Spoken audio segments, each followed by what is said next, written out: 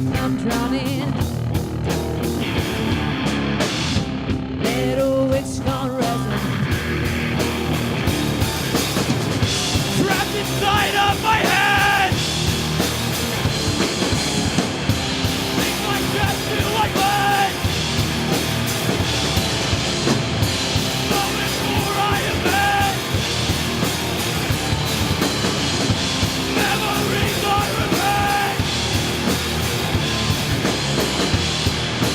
Red witch cutter.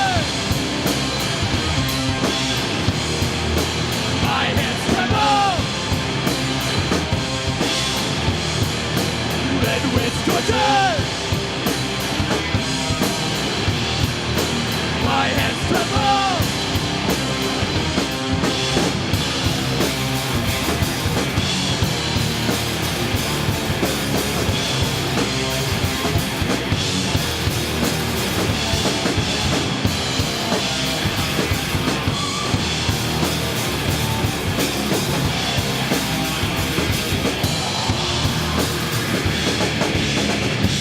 Put a price on my head. And the potions I ain't taken. That's the toll I pay. Sung out in her lair.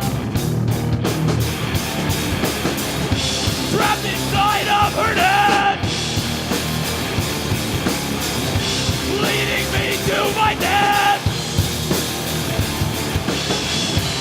As I open my chest,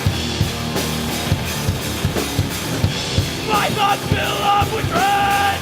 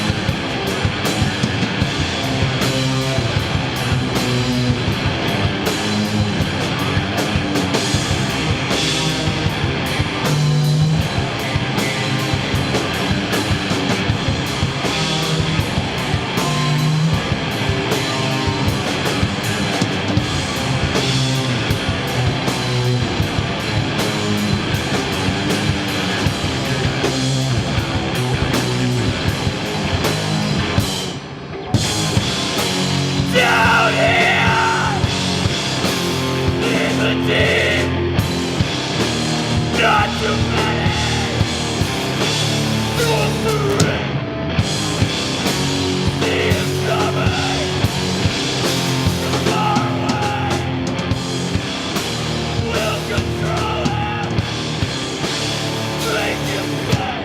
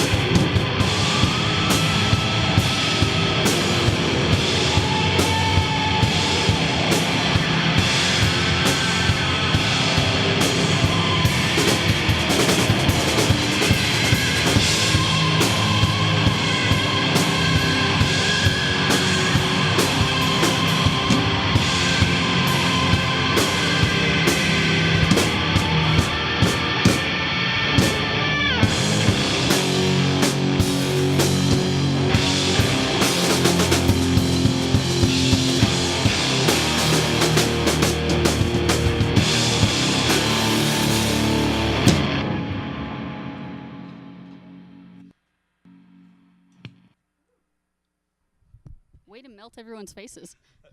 Thank you. And thank you, SAOLA, for being here. Yeah, thank you for having us here. This is great. Let's do a quick round, introduce yourselves and what you're playing. Perfect. I am Ethan. I play lead guitar and I sing. I'm Holden. I play bass. I'm Leah. I play rhythm and I sing sometimes. I'm Kyle. I play drums. Or whatever. I like the disclaimer there, or whatever. And you have quite the awesome light up drum kit back here. How did that happen? This was. I have this microphone right here. So this drum set was my 16th birthday present, pretty much. This was everything. And I had seen some other kits that had lights on them similar to this, and these lights are super dirt cheap, and the last pair of them I had actually broke. So this is round 2, and it has taken forever for these to work the right way.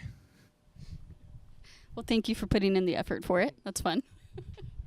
Now, let's switch gears a little bit. Talk to me about your latest album that's coming out soon. Well, we were recording in August with Adam Pike, who's done stuff with like Red Fang and the Divers and a bunch of other cool bands.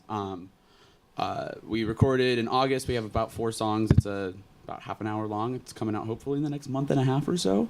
That's the goal. It's self-titled, and you'll be able to find it on Bandcamp and Spotify and all that good stuff. Nice.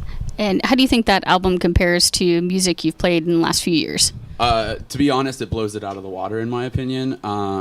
This last album, the writing process was we did it differently than what we did for Black Canvas, our first album, and what came out of it was just it was a lot more cohesive and fluid. I would say that we really grew a lot over the last couple of years, and I think it reflects in the music that we wrote. That's always a good feeling. Yeah, it's really nice. Okay, and you've got a few gigs coming up? Actually, right now, we are currently booking, so if anyone out there listening wants to book our band, let us know. What is the best way to reach you? You can reach us on our Facebook page, just SAOLA on Facebook, or through our email, which is saolaband@gmail.com. And for those listening, how do you spell it? SAOLA. All right. That way they can It's a tough one, yeah. put it into the Google machine and go, yeah. spit it out. All right. Of course, the generic question I have to ask, how did you come up with the name SAOLA? So it's an interesting story. SAOLA is actually a rare endangered Vietnamese goat.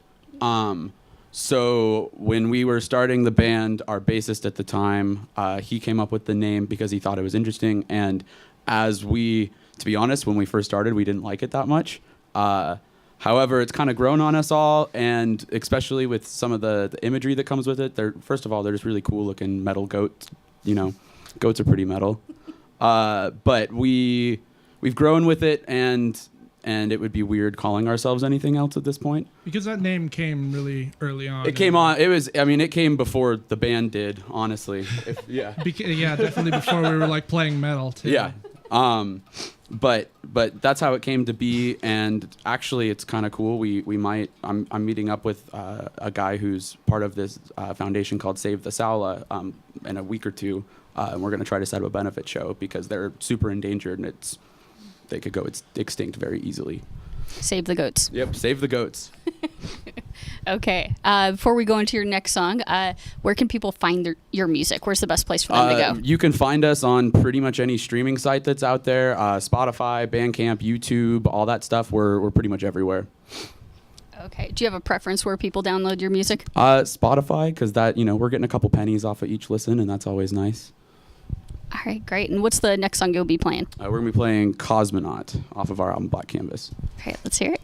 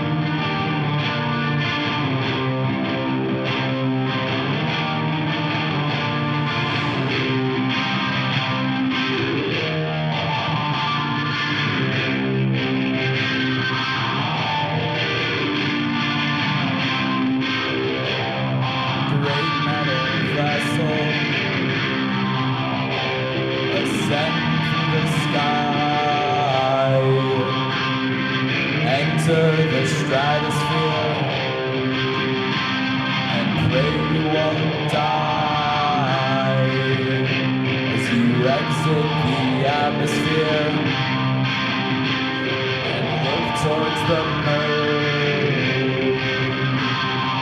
Where is the cosmonaut? Awaits their heroes there. We came here.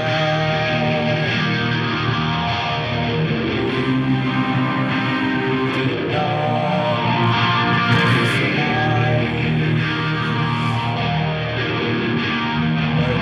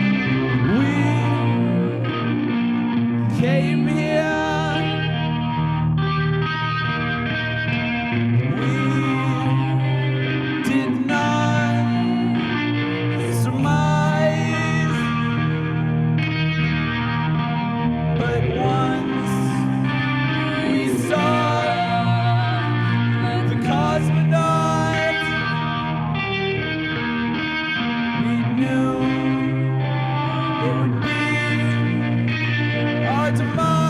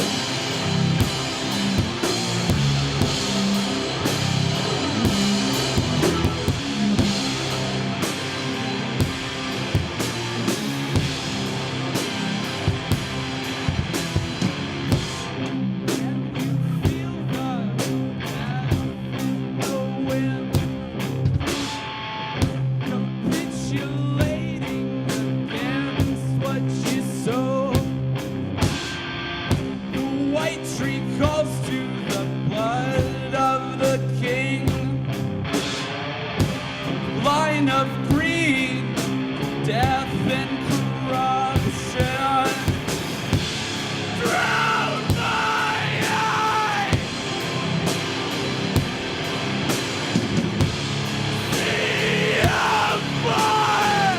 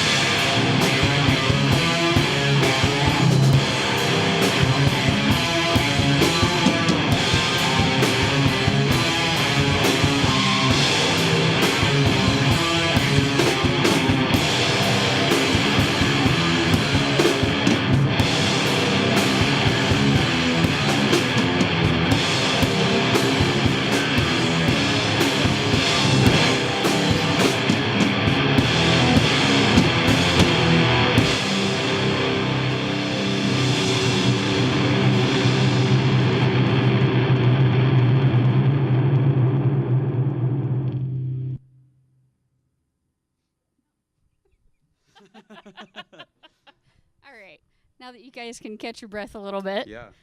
let's ask some of the fun questions. Like, when did you first start playing an instrument, and what was it? So my first real instrument would have been recorder in second grade, like probably everybody else that goes anywhere. However, the first real instrument that I picked up, I actually played trumpet in 5th grade for about a year. And then ditched that when I got to middle school and picked up a guitar because it was a lot cooler. Was the guitar a gift? Yeah, I got my very first guitar for my birthday of my 7th grade year. I was 13. Right on. How about you? I got Smith one, wasn't it? No. It was an Epiphone special, don't worry. You now have a pretty Fender. I do. I got it recently. It's nice. Well, I got my first guitar when I was about 6, and I played it for about half an hour and just put it in my closet. Left it there for about 7 years, and I picked it up one day, still with the same strings, and it was really bad and really out of tune. But I still played it, and I learned how to play a few Nirvana songs because, of course, that's what everyone likes when they're 13, 12, and it was great. I played saxophone for a year in the 5th grade, and then I played piano in middle school. My mom tried to teach me when I was little, and I was like, I'm not into that. So we picked it up in middle school. Yeah. When did you first pick up the guitar? I was 12, I think. 12, yes. I was 12. Was it a gift? Yes, it was. It was a Christmas present, actually. So very nice. Okay. Mr. Drummer? I started on piano for like 3 months when I was probably 7. Hated it, couldn't get it right. And I'm trying to pick it back up now, and it's still a pain. The first thing that I really got into and actually buckled down and got good at was guitar when I was 8. Was I 8? I don't remember. 2006. I worked on that for a long while before I eventually got to drums in 2010, so it would have been 8 years ago. Yeah, 8 years now. Which is really weird because we've known each other for like probably 6. Yeah, 6 of those 8 years. Yeah, 6 years or so. Yeah, and I don't know. I've put a lot of time into guitar and a lot of money, unfortunately. And his pedal board's bigger than all of ours combined. Yeah, it is, and it's not the only one. It's not the only one. Yeah. Embarrassingly, but yeah, I mean, I'm good enough for 8 years of drumming. Where did you pick up this first set of drums? Beacock's music. They're awesome. Go to Beacock's. They're great. Although they're in Vancouver, so it might be a bit of a hike for a lot of the people that don't like going to Vancouver around here. Yeah, the bus doesn't quite go there. No, it doesn't. No. It also doesn't come from there either. No. There's like a public transit blockade between Portland and Vancouver. Yeah, they're actually they're fighting right now. Yeah. Mm-hmm. They've got a war going. There's like 6 lines that go between Vancouver and Portland, and they're all C-Tran. And no one wants that. No. Nobody. Nobody needs transit, that. Though. I mean, everybody wants public transit. I can't say that around here. Jesus. It's all good. All right, shifting back to fun questions here. First concert you ever went to? My first concert I ever went to, I saw the Irish punk band Flogging Molly with my mother when I was 13. Yay. And was almost went in the mosh pit, but was terrified with all the drunk Irish dudes, running around. Fair. Yeah, I have that fear to this I day. think most people are kind of scared of drunk Irish dudes. It's especially the burly ones. They're freaky. Mm-hmm. It's a rational fear. I support this. Other mosh pits, totally legit. Oh, totally, yeah. Fair game. Cannibal Corpse, great. All about it. Not Flogging Molly. Yeah. My first show was Dinosaur Jr., actually. Oh, and you're wearing the shirt here. Mm-hmm. Yeah. I saw them when I was 4 years old, and I had big industrial earmuffs, and I was so scared. I sort of remember it. I was at the Crystal Ballroom, and then they came in 2014, 10 years later, and I saw them at the Crystal as well. Without the giant earmuffs. Of course, yeah. Just loud. He actually had 2 pairs. Oh, yeah. Oh, okay. Yeah. I saw some bad Disney Channel band when I was like 14. I don't remember what they were called. My friend was like, "You want to go?" And I looked up. I'm like, "The bassist is pretty cute." And that when you're 14, that's what motivates you to go to shows. So I was like, "All right." It was cool. Like, it was fine. That's all I remember from it. So, yeah.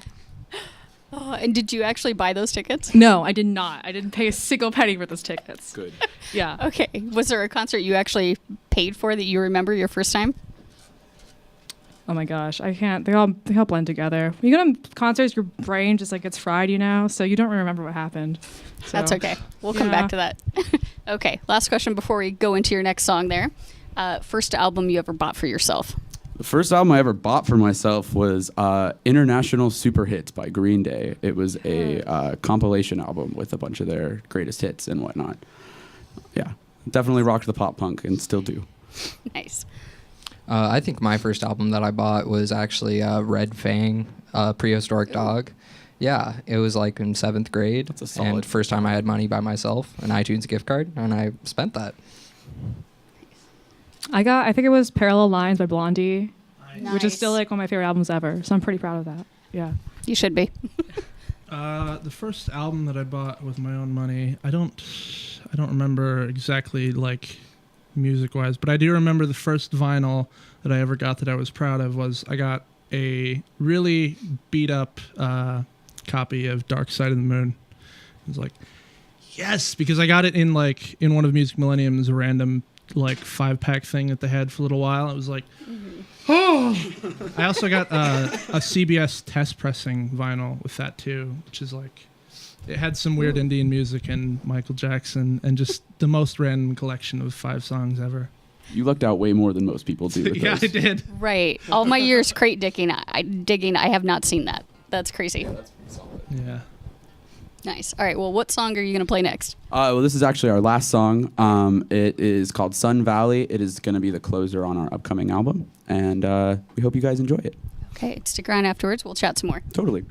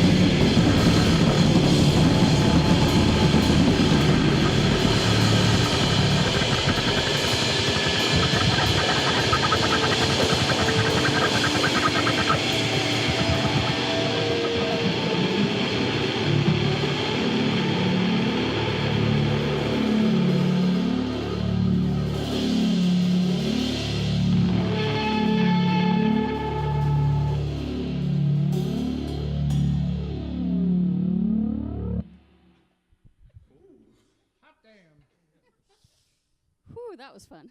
That was pretty fun, yeah. Talk to me about what it's like during band practice. Band practices are a lot more infrequent than they should be, to be honest. But when we get together, typically we end up going through whatever set we're trying to run at the next gig. Sometimes we'll work on new stuff. Sometimes we'll just do some kind of improv jam stuff to kind of get going. It's pretty disorganized, if I'm being completely honest, though. Also, if we could get somebody to sponsor us for like a tiny little PA system. Yeah, a little PA. If anyone wants to donate a PA to the SAOLA Foundation, that would be fantastic. We have no microphones. Because we don't get to practice vocals in practice. Now, when you have gigs coming up, how do you decide what your set is that you're going to practice? Typically, like right now, what we're doing is really we're just trying to promote this new album coming out. And so a lot of it's just kind of playing songs from that. But for the most part, I try, when I'm coming up with the set list, I try to look at what the other bands are playing or look at what the other bands like styles are and try to find our songs that fit the best with that. So if it's a faster band, we'll play some songs that maybe are a little bit faster. If it's all slower bands, we'll play stuff that's a little bit slower. Kind of just try to match the feel as much as we can. And just for reference, we played the same, like kind of the same set for like the last 3 or 4 shows. Yeah, for the most part, we play pretty similar sets. There's a few songs that are kind of the quote unquote crowd pleasers that we tend to play. When you do play a live show at different venues, what is it you hope to see from the crowd? Like, what tells you they're engaged and into it? Honestly, show up. Yeah, just showing up is a big part of it. But most of it, if I see some headbanging, we're slow enough that we don't tend to get mosh pits all that often. But just some headbanging. Oftentimes, if the crowd's into it, we'll get shouts and cheers after the song's over and all that stuff, and that's always really helpful. My biggest hope is that we get a couple people coming up after that say keep doing what you're doing. That's always the nice part of it, is finishing it and having people stoked on it. Is it ever awkward to have someone come in? Because I'm sure there's plenty of audience people who feel a little awkward approaching a band member. Oh, it's like there are definitely people that don't know how to do it and have come up and accidentally make everyone involved really uncomfortable. It's pretty difficult for us too, because we're all like fairly young people. We're all underage too, and we mostly play bars. So a lot of times people will be coming up to us, and I'm like, "Cool, yeah, thanks for saying. I got to get out of here because this is a bar and we can't stay here." So thanks for coming, but I gotta go. Right, the awkward. I can't get a drink. Thank you. Yeah. I would love it if you could buy me a drink, but you can't. So. Right. Yeah. Any fun show stories? The best one we ever had probably was I think the only person that's here right now that was at that show was you. The Dante's show. Who's the Ross? No, you weren't there either, were you? We were playing this local TV talk show, and hi Ross. So they do it at Dante's, for those who don't know. Every Tuesday night, it's called Who's the Ross. It's really cool. They had us on as a musical guest once, but because we're underage, we had to stand outside. We came in and loaded up, and then we had to stand outside for about an hour and a half in November. So it was getting cold. And we're sitting there, and this lady comes up, and there's this side door that has a gate that you can hear the other, like they had a house band that was playing, and you can hear them playing and stuff, and this old lady comes up, and she starts banging on the door, and she's all, "Play some CCR!" And started going off about how they needed to play some CCR. And then the best thing was then these two, they're not police officers, but they're the volunteer peacekeepers that they can write tickets and stuff. They come up and they're just like, "God dang it, Linda, are you kidding me again with this?" They knew her by name. And then she was all, "Nah, you guys aren't cool. These are my boys now." And then she wrapped her arms around us and then went and kissed us all on the cheek before she left. And it was rough, but it was a good story. I love that her name's Linda, because all I could think of is that viral video of "Listen, Linda." That was kind of the tone. It was, "Listen here, Linda. You got to get out of here." And then I had a Snapple, and the dude's like, "Is there alcohol in that?" "No, it's a tea, dude. I'm 18. Oh, that's great. So, what do you hope to do in the future? What's the next couple steps? You've got album coming out, booking some gigs. Where do you see this going? Hopefully, our big goal is to get signed to a label as soon as possible. That's what we're hoping for. Whether or not that becomes a reality is kind of up to us and the label executives and whatnot. But after that, really, I want to start touring. That's the big next step, is just finally getting out of town and touring around. Now, not with this incarnation of the band, but others. Have you done tours? We haven't done tours. The farthest we played was last month. We played in Tacoma. Yeah. That's more like a road trip. Yeah, more of a road trip than a tour. We're hoping, I would love to this summer get together and do like a week or two long tour up and down the West Coast and kind of start small, maybe hit Washington and California, and then pretty much chill on that for a bit. Right on. I'll do some more questions for the rest of the group here. Do you sing in the shower? And if so, what do you sing? Ooh, I would definitely have to go with the Saturday Night Fever soundtrack. Just all of it. Yeah, all of it. Bee Gees and everything. So now you know what to put on the tour mix. For sure. Don't know how Ethan would feel about it. I could go for some doom metal covers of Saturday Night Fever songs. Not as sing-alongable. Some doom metal Bee Gees. I'm down. How about you, Leah? I do sing in the shower quite a bit. I've really been to Donna Summer recently. It's like a lot of Donna Summer, just like on repeat. Disco twins over here. Yes, absolutely. I don't know. If I sing in the shower, which I don't usually do because I have podcasts going, because I can't. Sing along to the podcast. Yeah, sing along to the weird guys talking about dicks or whatever, and but I don't know, like whatever's on my mind is like the Local Boys on or Peter Gabriel or whatever, pretty much. Okay, like Peter Gabriel and some disco. I see a theme happening here. Yeah, we might need to change our setup here a little bit to kind of cope with this. A post-punk dance. Post-punk dance funk. Yeah. It's gonna be a thing. How about you, Ethan? If I'm singing in the shower, if I'm saving face, I would say Pink Floyd or something of the like. If I'm being completely honest, probably more like Modern Baseball or like crappy teenage pop punk, because that's definitely my guilty pleasure. What Maybe do you? some Death Cab. I was gonna ask, what do you consider crappy teenage pop punk? But Death Death Cab for counts. Cutie, Modern Baseball, Blink-182. I could go on. You don't want to get me started on this, or this is gonna go way over time. All right, so now we have a sense of what the mixtape on the tour bus is gonna be. Oh yeah. Good times. Okay, so we're almost out of time. Want to make sure we mention where people can find your music, find about upcoming gigs. That sort of thing. So any gig that we have right now, like I said earlier, we don't really have anything booked currently. However, anytime we have a gig, it's usually on the venue's Facebook page or their website, as well as our Facebook page and our website. Our website is SAOLAtheband.com. And then you can find it on our Facebook page as well. Same thing with the music and all that. It'll all be released through there, as well as Spotify and Bandcamp and so on. Okay. Anything else you guys wanted to make sure you mention before you take off? I think I might be good. I'm a little tuckered out. Nap time. It's nap time. I'm going to bed after this. Okay, before you go, can you do a quick station drop? This is SAOLA, and you're listening to KPSU. This is SAOLA, and you are listening to KPSU. Thank you, guys. Thank you so much.